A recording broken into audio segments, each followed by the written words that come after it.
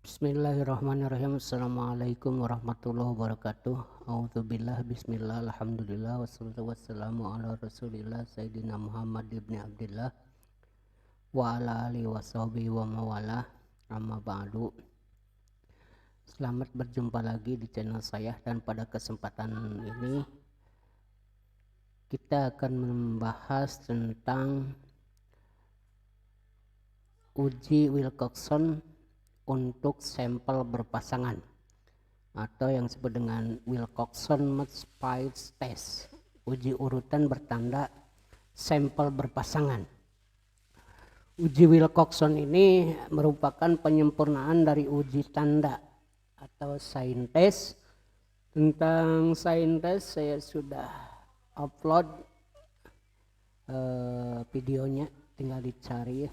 Kemudian nama Wilcoxon itu mengikuti penemunya, yaitu Frank Wilcoxon.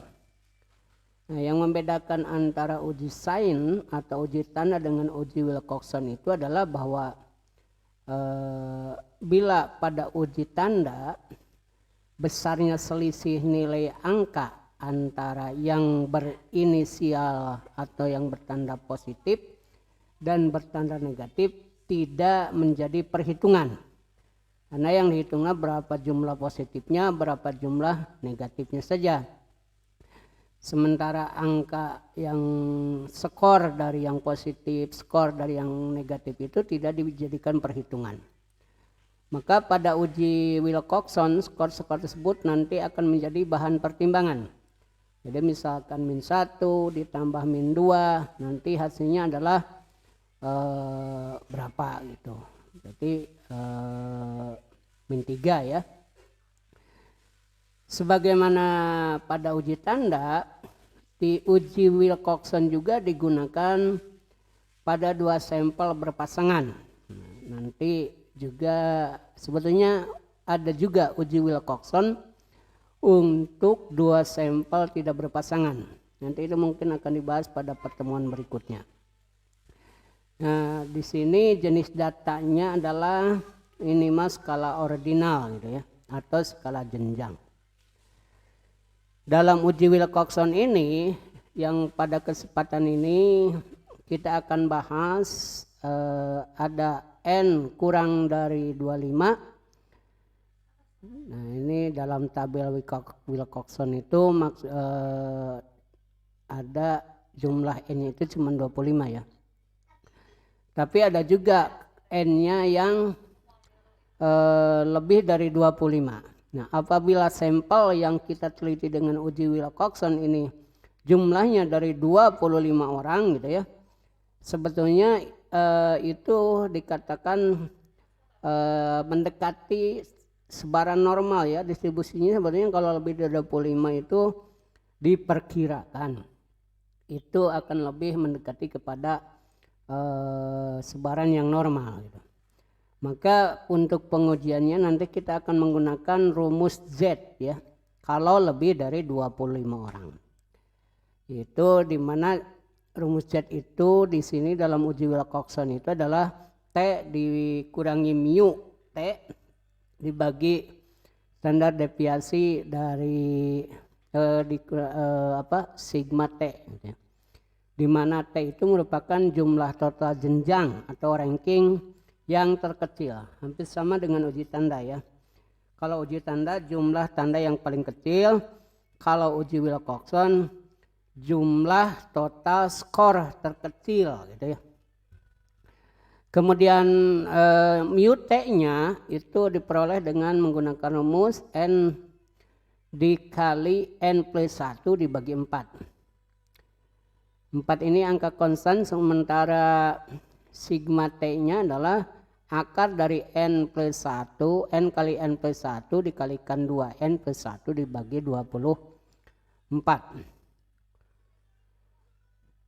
Ini untuk sampel yang lebih dari 25 ya. Oke, untuk formula hipotesisnya, HO-nya tidak terdapat perbedaan dari perlakuan 1 dengan perlakuan 2. Hipotesis alternatifnya tentu saja terdapat perbedaan dari perlakuan 1 dan perlakuan 2. Sekarang untuk pengujian dan kriteria pengujiannya. Pengujian dapat dilakukan dengan satu sisi ataupun dengan dua sisi. Nah, sekarang untuk pengujian ini ada kriteria. Yang pertama, HO diterima jika nilai T alfa, ya, T alfa itu lebih kecil daripada T observasi. Jadi nanti akan dilihat di tabelnya. Kemudian HA diterima jika nilai T alfa lebih besar daripada T observasi.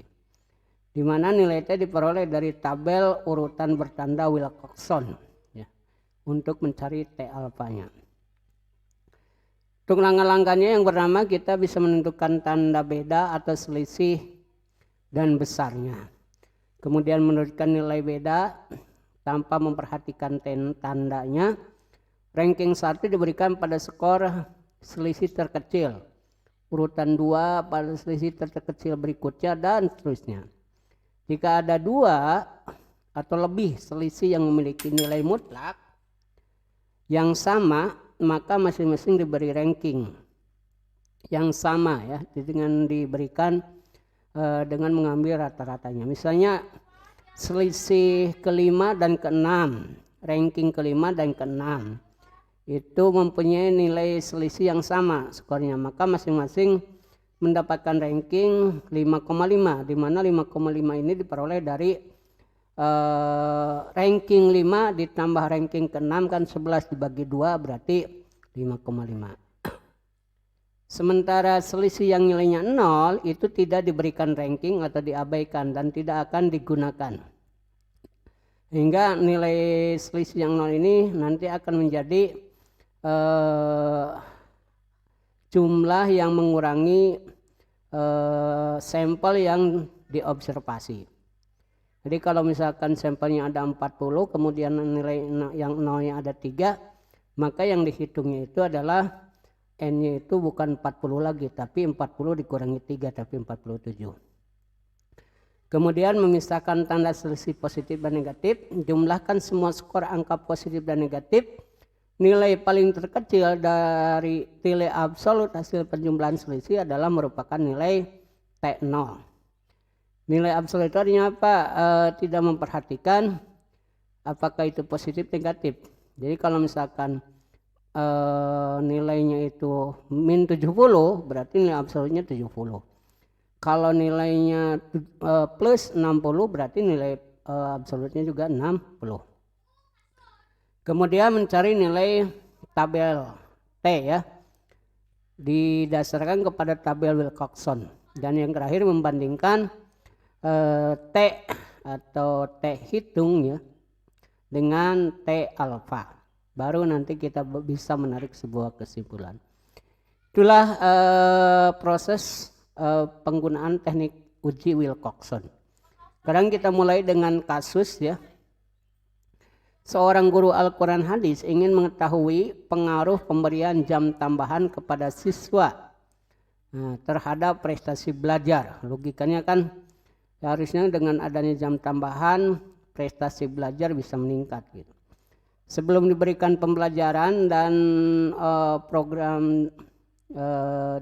sebelum diberikan pembelajaran, sebelum program dilaksanakan dan 1 bulan, dan setelah 1 bulan berjalan dilakukan tes akhir.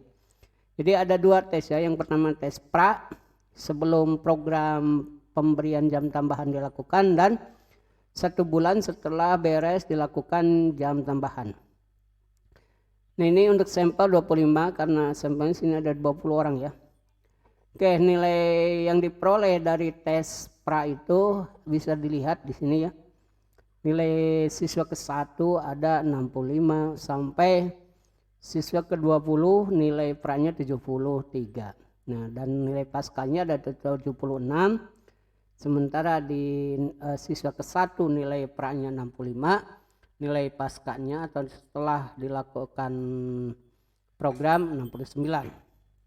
Nah, pertanyaannya, lakukan pengujian dengan taraf alfa 0,05. Apakah ada peningkatan prestasi siswa setelah diberikan jam tambahan belajar. Ini kasus untuk sampel kurang dari 25. Oke, kita coba selesaikan. Nah, yang pertama kita menentukan dulu hipotesisnya. Yang pertama, hipotesis nolnya tidak ada peningkatan gitu ya, atau tidak ada perbedaan prestasi belajar siswa setelah dan sebelum diberikan jam tambahan. Sementara yang keduanya terdapat peningkatan atau terdapat perbedaan. Baru kemudian kita memasukkan skor-skor ini ke dalam tabel bantu untuk menghitung nilai T observasi. Sini jumlah siswanya ada 20. Skor ini karena kita sisinya pra dan pasca, maka yang diambil sisinya yang disebutkan di pertama adalah pasca dulu ya. Karena pertanyaannya setelah ada perubahan, setelah ada perbedaan setelah diberikan ini, maka disimpan di sini.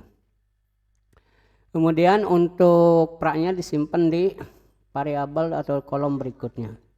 Nah, nanti kita buat selisihnya ya. Nah, ini selisihnya bersifat angka konstan ya. Angka konstan, jadi 69 selisih dengan 65 itu ada 4 gitu ya. Nah, kemudian yang ini ya 70 dengan 68 seharusnya min 2 ya, karena angka konstan jadi bukan mencari plus minusnya gitu, tapi mencari selisihnya. Kemudian berikutnya diberikan tanda. Karena ini 69 dikurangi 65 itu plus 4, maka diberikan tanda plus. Sementara 70 dikurangi 73 itu min 3, diberikan tanda min. Nah, ini uji tandanya. Tapi kita tidak akan menggunakan uji tanda, maka kita tidak akan menghitung tanda-tanda ini ya. Oke. Kemudian setelah diberikan tanda, angka konstan ini di ranking. Di rankingnya dari skor paling terkecil. Di sini skor paling terkecilnya 1.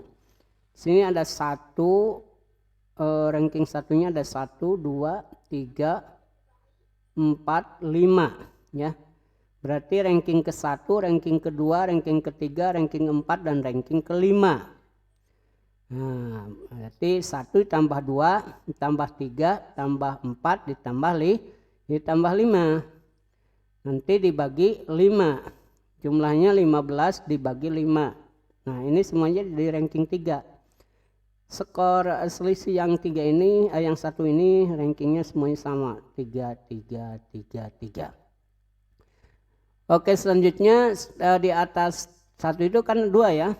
Nah, 2 ini dimulai dari ranking ke-6. Yang 2 ini ada berapa ini? Ada 1, 2, 3, 4, 5, 6. Nah, berarti ranking 6, ranking 7, ranking 8, ranking 9, ranking 10, ranking 11. Dijumlahkan 6 ditambah 7 tambah 8 tambah 9 tambah 10 tambah 11 dibagi 6. Ya, jumlahnya 8,5. Nah, ini semuanya rankingnya 8,5. Nah, kemudian ranking ke-12 dimulai dari rank 3 ya. Kebetulan ada 3, ada 4 ya.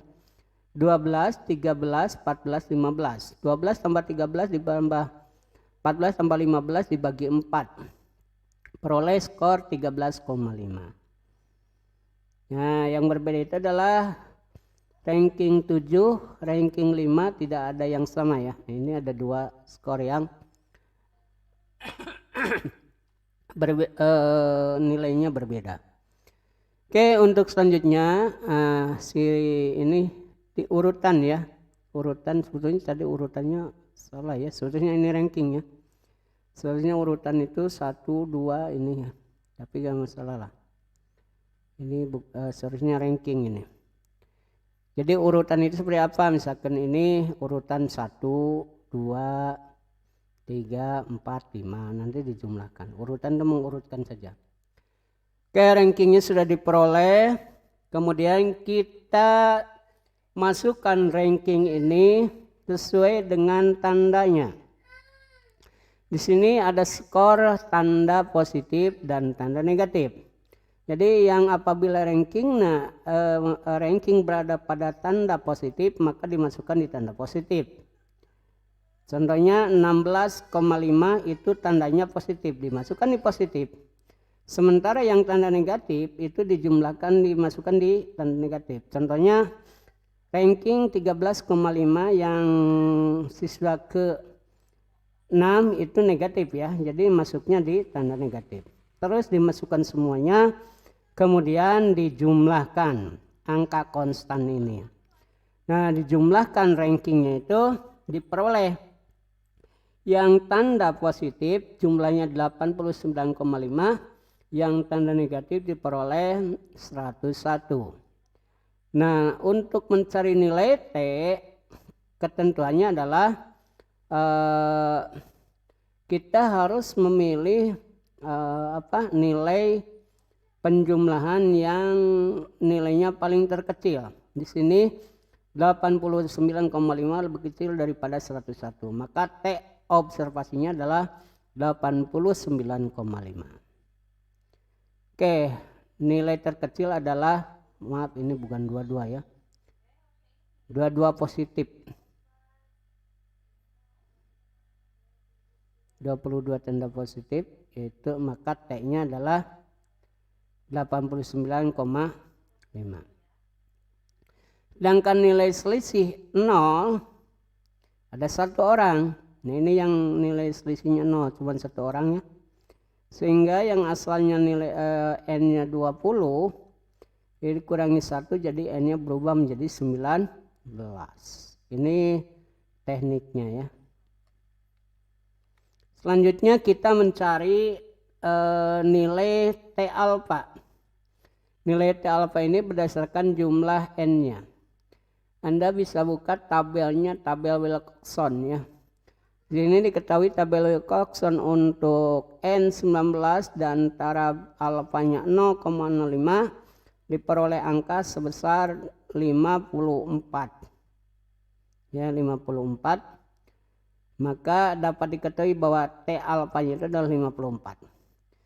Nah, kita sudah mendapatkan TO-nya itu adalah 89,5, sementara T alfanya 54. Baru kita melakukan pengujian dengan melakukan membandingkan antara nilai TO dengan nilai T alfa. Di mana kriterianya jika HO diterima jika T alfa lebih kecil daripada TO. Dan HA diterima jika T alfa lebih besar daripada TO. Terbukti bahwa T alfanya itu 54 ya. Sementara T observasinya 89,5 lebih besar daripada T alfa. Maka HO diterima. Artinya tidak terdapat peningkatan prestasi siswa setelah diberikan jam tambahan. Atau dengan kata lain tidak ada perbedaan antara sebelum dengan sesudah. Ini adalah cara menentukan atau menguji perbedaan dengan menggunakan teks Wilcoxon data berpasangan yang jumlah N-nya kurang dari 25. Oh, bagaimana kalau jumlah N-nya lebih dari 25? Misalnya dalam satu kelas misalnya sampelnya ada 40 gitu ya. Maka untuk ini kita masuk ke kasus kedua. Nah, contohnya seperti ini ya. Seorang guru BK ingin mengetahui pengaruh penerapan program home run terhadap perubahan perilaku siswa selama di sekolah. BK kan suka ada program home run, ngumpul-kumpul di ruang BK, kemudian diberikan pengarahan, berdiskusi dan sebagainya. Sebelum dilakukan program, siswa diberikan penilaian perilakunya. Perilakunya berarti ordinal, gitu, sangat baik dan sebagainya. Setelah 1 bulan program jalankan, dilakukan lagi penilaian ulang. Nah, penilaian kemudian diterapkan kepada 40 siswa. Nah, data yang diperolehnya seperti ini. Contoh siswa ke-1, nilai sikap sebelum program home run 32. Tapi setelah program home run dilakukan jadi 30. Berarti turun ya nilai sikapnya sedikit. Sementara siswa ke-40 sebelum program home run dia nilai sikapnya 34 dan setelah home run dia nilainya jadi 60. Ada peningkatan 2 poin. Oke, ini ada 40 siswa ya. Nah, pertanyaannya dengan taraf signifikansi 0,05 lakukan uji dua sisi. Apakah ada perubahan perilaku setelah diterapkan program home run ini? Kita akan melakukan uji dua sisi di mana untuk alfanya nanti dibagi dua ya. Alfanya 0,05 ini, tapi karena kita melakukan ujinya dua sisi berarti sama dengan ya. Bahasanya berbeda dan tidak berbeda, maka 0,05 nanti dibagi 2. Oke, penyelesaiannya yang pertama membuat hipotesisnya. Yang pertama tidak terdapat perubahan. Nah, yang kedua terdapat perubahan. Nah, seperti tadi ya, kita masukkan skor-skor ini ke dalam tabel bantu. Oke, di sini skor pasca dan skor pre atau pre ya. Nomor 1 setelahnya 30, sebelumnya 32. Nomor 40 setelahnya 36, sebelumnya 34. Kemudian selisihnya itu diberikan tanda ya. Jadi kalau berkurang berarti kan negatif. Kalau bertambah berarti kan positif ya. Ini negatif, positif dan sebagainya. Setelah itu di ranking ya dengan ketentuan yang sama seperti yang pada contoh di tadi pertama. Sini diperoleh ranking terkecilnya itu berapa ini? 2 ya. 2-nya banyak sekali sehingga rankingnya itu 15,5 karena dibagi ini semuanya. Oke. Baru nanti dimasukkan skor ranking ini berdasarkan tanda jenjangnya ya. Jadi kalau yang positif maka masukkan di positif, kalau yang negatif dimasukkan di negatif, kemudian dijumlahkan. Jumlah total yang positif itu ada 477. Sementara yang negatif ada 226 ini. Maka pilihan T-nya adalah skor terkecil yaitu 226. Sementara jenjang atau selisih yang nilainya 0 itu ada 3 ya. 2, 3. Ya. Karena 3 berarti N-nya berubah. Yang asalnya 40 berubah menjadi 40 min 3 sama dengan 37. Oke, karena ini sampelnya lebih dari 25, maka kita tidak mengkompromikan dengan tabel Wilcoxon, tetapi menggunakan ujinya dengan uji Z, di mana uji Z ini menggunakan rumus Z sama dengan T dikurangi mu T dibagi sigma T. Oke, di mana T-nya tadi adalah, sudah diketahui T-nya itu adalah 226 ya T-nya.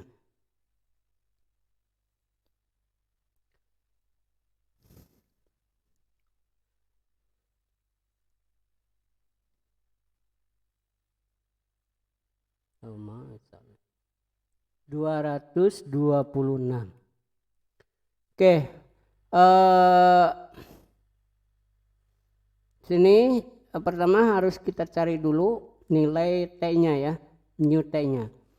Nilai mu T-nya itu adalah rumusnya tadi ya, N dikali N plus 1 dibagi 4, diperoleh angka 351.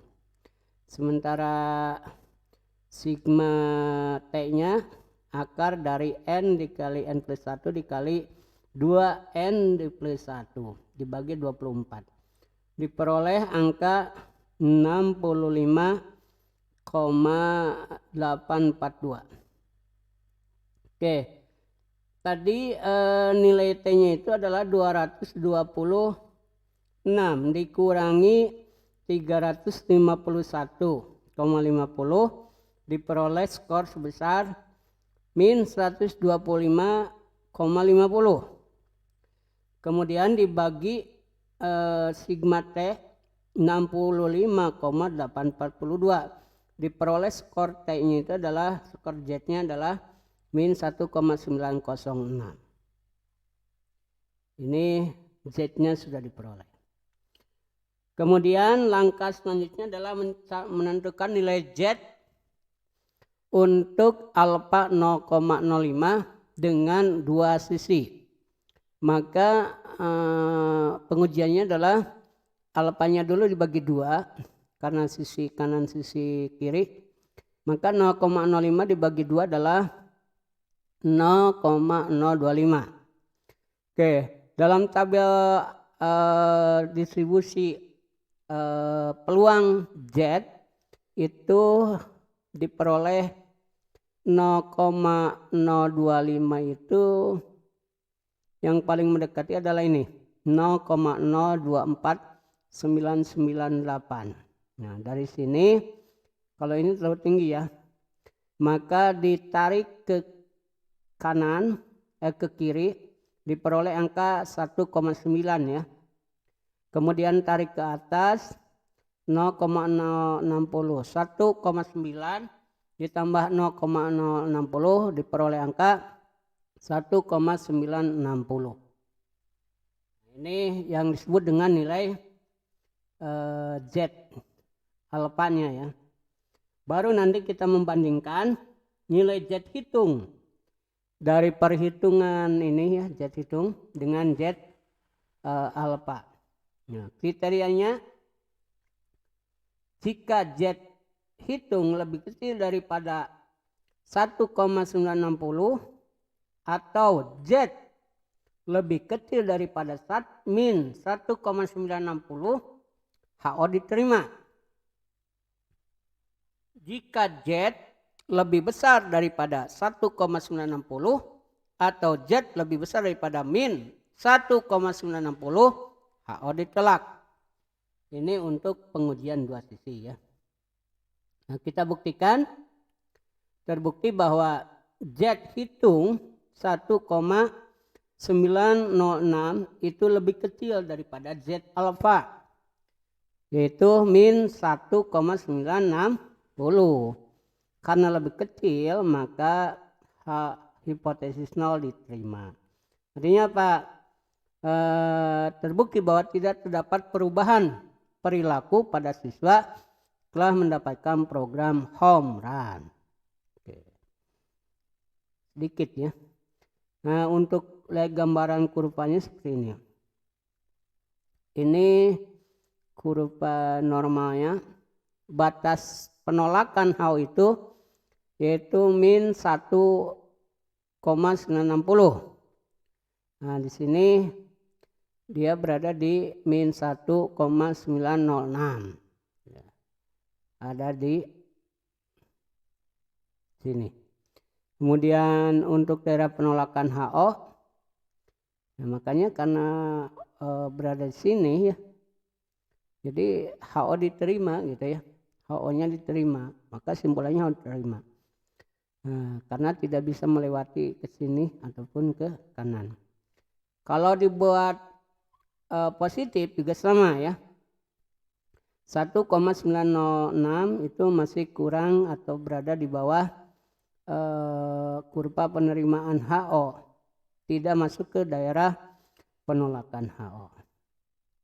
Itulah kawan-kawan berkaitan dengan uji Wilcoxon untuk dua data, dua sampel berpasangan. Terima kasih atas perhatiannya. Billahi taufiq wal hidayah. Wassalamualaikum warahmatullahi wabarakatuh.